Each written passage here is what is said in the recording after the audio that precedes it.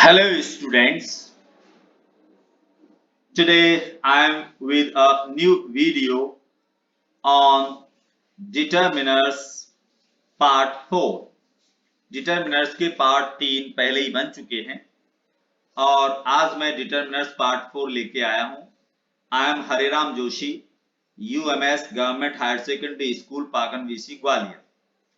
तो determiners part 4 में हम कौन कौन से डिटरमिनर्स लेकर आपके सामने उपस्थित हैं वो जरा देखिए। सबसे पहले है use of either and neither. इनके अलावा हम ऑल, होल और बोथ इनका प्रयोग भी सीखेंगे। तो सबसे पहले हम आइदर और नाइदर के बारे में सीखेंगे, उसके बाद ऑल, होल और बोथ विद इंपॉर्टेंट एग्जाम्पल्स के साथ में। तो सबसे पहले हम आते हैं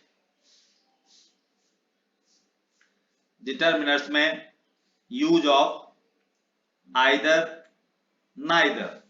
इन दोनों का प्रयोग हमें सीखना है सबसे पहले। तो सबसे पहले महत्वपूर्ण जो बात है आइदर के बारे में वो ये है कि आइदर स्टैंड्स फॉर वन और दी अदर, दोनों में से कोई एक।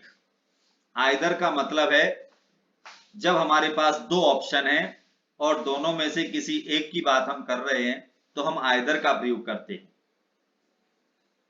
इसका मतलब होता है वन और दी अदर, दोनों में से कोई एक। दूसरी महत्वपूर्ण जो बात है वो ये है कि it can also be used in the sense of both. Either का प्रयोग बोथ यानी कि दोनों के अर्थ में भी किया जा सकता है। When two parts of something are complementary to each other. Complementary मतलब पूरक।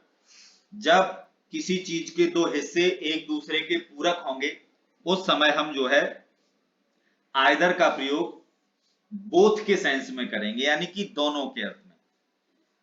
कंडीशन वही है कि दोनों पार्ट्स जो होंगे, दोनों भाग जो होंगे वो एक दूसरे के पूरक होंगे। जैसे दोनों हाथ, गली के दोनों किनारे, सड़क के दोनों किनारे, नदी के दोनों किनारे, जो एक दूसरे से अलग नहीं किए जा सकते हैं, वो एक दूसरे के पूरक हैं। तीसरी जो महत्वपूर्ण बात है वो ये है नाइदर के बारे में कि neither stands for not one और दी अदर, ना एक ना दूसरा, मतलब कोई नहीं, दोनों में से कोई नहीं का अर्थ देता है नाइदर। तो ये तीन बातें बहुत महत्वपूर्ण हैं आइदर के बारे में और नाइदर के बारे में। यानी कि आइदर का अर्थ दोनों में से कोई एक, अर्थात दो से ज्यादा की जब हम बात करेंगे तो हम आइदर या नाइदर का प्रयोग कभी नहीं करते हैं। हम आइदर और नाइदर का प्रयोग केवल तभी करते हैं जब हम बात दो ऑप्शंस में से करते हैं, दो विकल्प में से करते हैं, दो चॉइस में से करते हैं। दो में से किसी एक की बात करेंगे तो आइदर, दोनों की बात करेंगे उस समय जब दोनों भाग एक दूसरे के पूरक होंगे, और नाइदर का प्रयोग करेंगे दोनों में से कोई नहीं, न पहला और ना ही दूसरा। तो ये आइदर की सभी बातें हमने यहां लिख दी हैं। एग्जाम्पल हम आपके सामने दे रहे हैं, नियम आपके सामने रखे हैं ताकि आप आसानी से समझ सकें एग्जाम्पल को। बहुत ही महत्वपूर्ण एग्जाम्पल है। There are two restaurant, there are two restaurants here, यहां दो रेस्टोरेंट हैं। We can't go to either restaurant because neither restaurant is very good. अब आप देखिए यहां पर दो रेस्टोरेंट है, मतलब दो की बात हो रही है। वी कांट गो, हम नहीं जा सकते, दोनों में से किसी एक में भी नहीं जा सकते। We can't go to either, जब सेंटेंस नेगेटिव होगा तो 100% आइदर आएगा, नाइदर नहीं आएगा। हम दोनों में से किसी में नहीं जा सकते। क्यों नहीं जा सकते? क्योंकि neither restaurant is very good, क्योंकि कोई भी रेस्टोरेंट बहुत अच्छा नहीं है, दोनों में से कोई अच्छा नहीं है, इसलिए नहीं जा सकते। तो यहां नोट करने की जो महत्वपूर्ण बात है वो ये है कि in negative sentences we use either. Negative में हम आइदर का इस्तेमाल करते हैं। क्यों? क्योंकि नॉट प्लस आइदर ये इक्वल होता है नाइदर के, नॉट आइदर। जैसा कि आप ऊपर एग्जांपल में देख रहे हैं कि we can't go to either, can't यानी कि नॉट लगा हुआ है, we can't go to either, so not either है। क्यों नहीं जा सकते? क्योंकि neither restaurant is very good, क्योंकि कोई भी रेस्टोरेंट अच्छा नहीं है, दोनों में से कोई भी अच्छा नहीं है।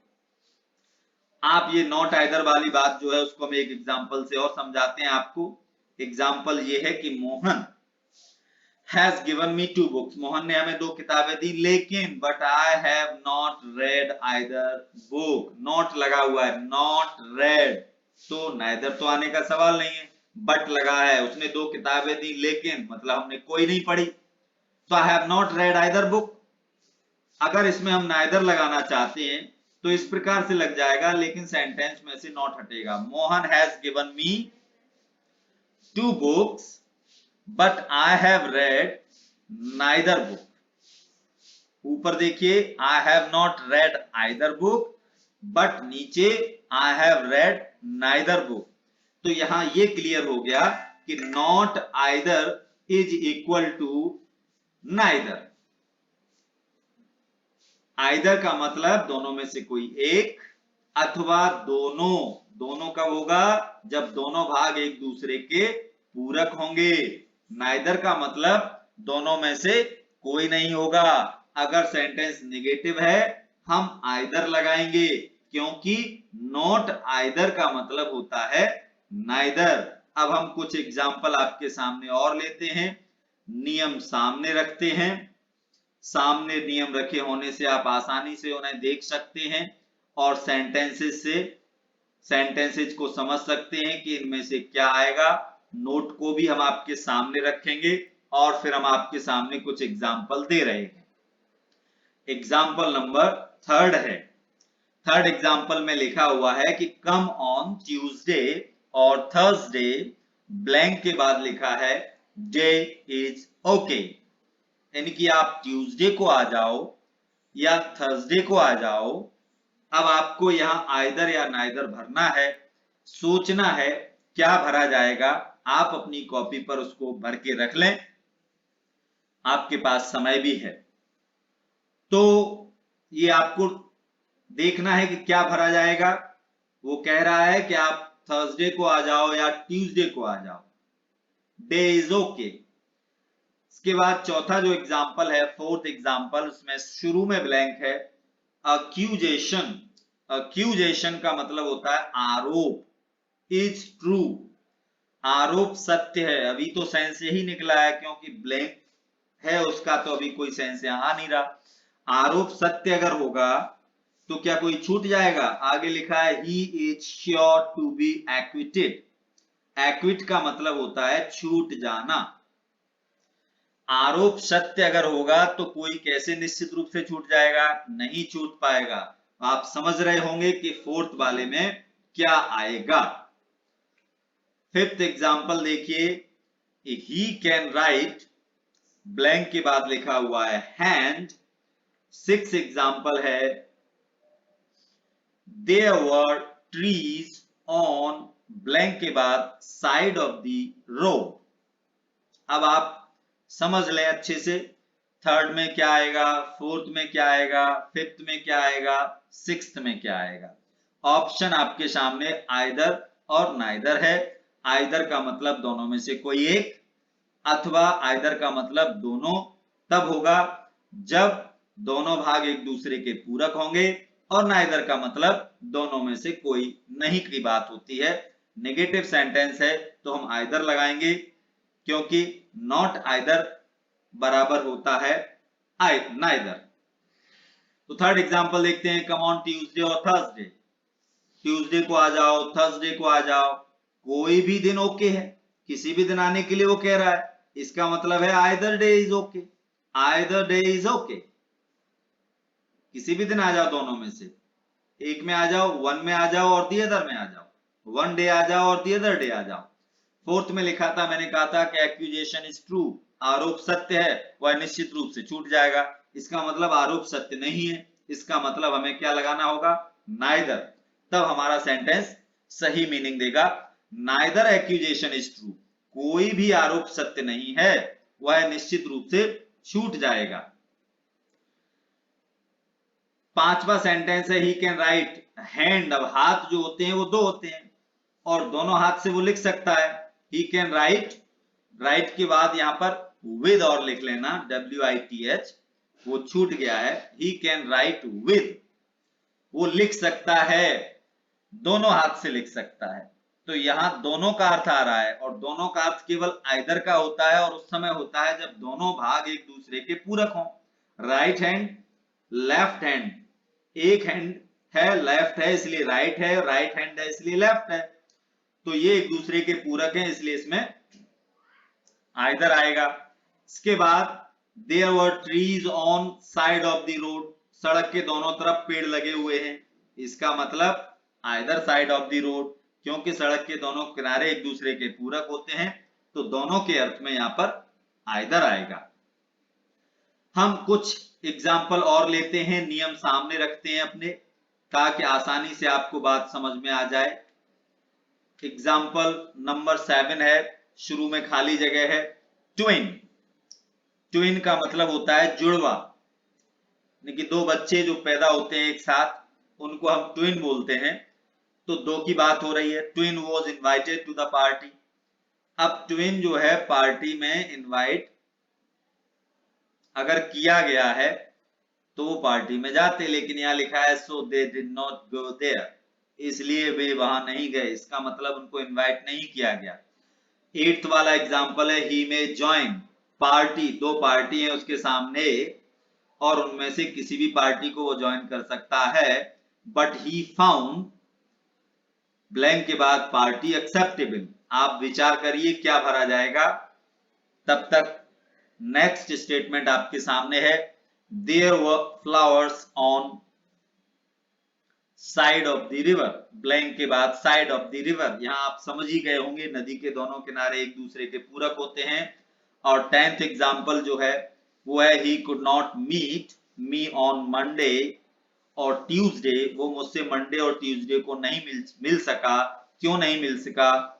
Because I was at school on day. अगर हम मंडे और ट्यूसडे को स्कूल में होते तो वो हमसे जरूर मिल सकता था। तो आप समझ लीजिए कि इसमें क्या भरा जाएगा। हम 7th एग्जांपल देखते हैं। ट्विन वॉज इनवाइटेड, ट्विन को इनवाइट नहीं किया गया इसीलिए वो पार्टी में नहीं गए। तो इसका मतलब इसमें क्या आएगा? नाइदर आएगा। Neither twin was invited to the party, यानी कि दो हैं ट्विन, दो होते हैं, उनमें से किसी को इनवाइट नहीं किया गया इसलिए वे पार्टी में नहीं गए। अगर इनवाइट किया जाता तो वो जाते। 8th एग्जांपल में लिखा है दो पार्टी हैं, आप उसके सामने ऑप्शन है, वो कोई भी एक पार्टी ज्वाइन कर सकता है, इसका मतलब आइदर पार्टी।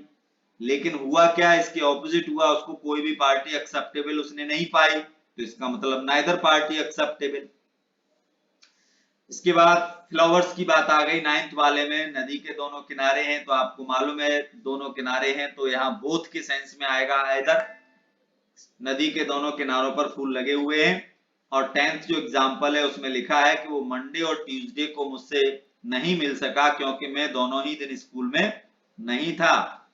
तो नाइदर डे, ना मंडे को था ना ट्यूसडे को था। तो इस प्रकार से आपने आइदर और नाइदर का विद एग्जांपल अंतर समझा। इसके बाद हम ले चलते हैं आपको यूज ऑफ ऑल, होल और बोथ। ये तीनों का पहले हम समझेंगे, फिर तीनों के मिक्सअप एग्जांपल आपको समझाएंगे। तो सबसे पहले हम स्टार्ट करते हैं यूज ऑफ ऑल।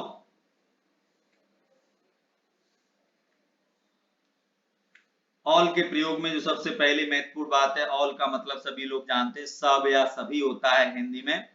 यहां इंग्लिश में लिखा है कि ऑल मींस एवरीवन और एवरीथिंग, प्रत्येक चीज, सब। और द कंप्लीट नंबर और अमाउंट, किसी भी चीज की जो संख्या है वो पूरी की पूरी और जो मात्रा है वो भी पूरी की पूरी, वो होगा ऑल। दूसरी महत्वपूर्ण बात यह है कि ऑल का जो प्रयोग होता है वो काउंटेबल प्लूरल नाउन के पहले हो सकता है और अनकाउंटेबल नाउन के पहले भी हो सकता है। All can be used before countable plural, countable होगा तो सदैव प्लूरल नाउन होगा और अनकाउंटेबल नाउन होगा तो वो अनकाउंटेबल नाउन तो सिंगुलर ही रहता है।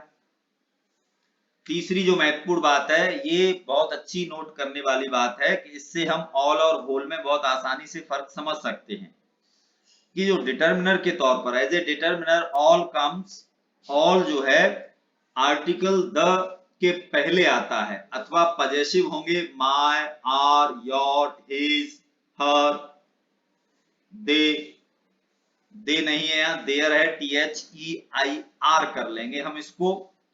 तो जो पजेसिव हैं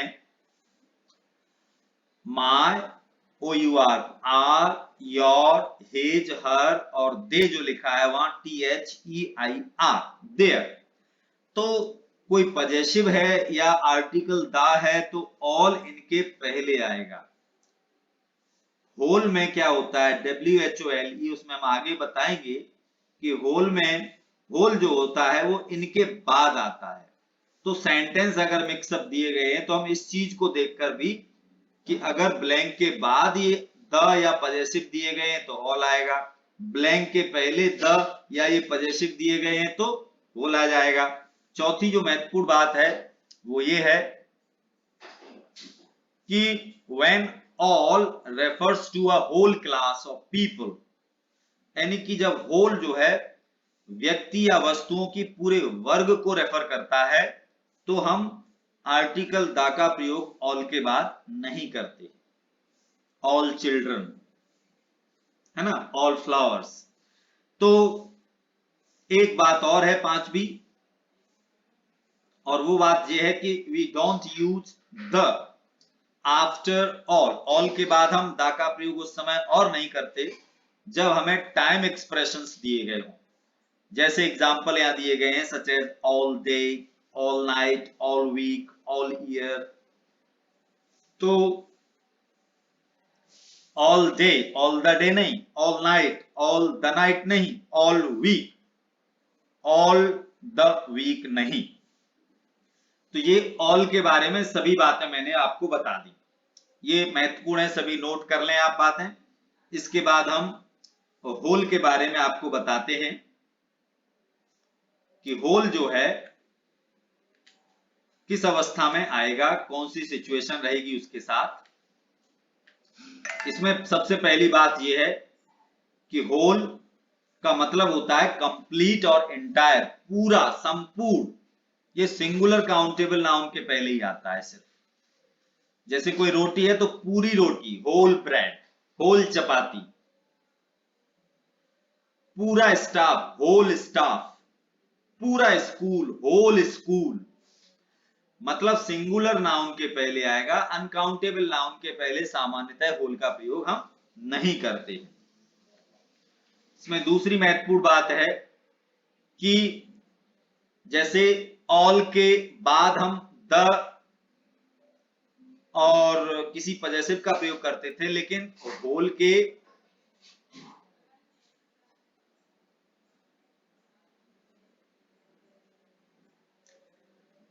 होल के साथ क्या होता है कि जो आर्टिकल द है या ए है या my, our, your, his, her, their है, इनके बाद होल लगेगा और इनके पहले ऑल लगता है। ये हम पहले बता चुके हैं। तो ये फर्क से भी हम सेंटेंस जब मिक्सअप होते हैं तो बड़े आसानी से भर सकते हैं कि ऑल आएगा कि होल।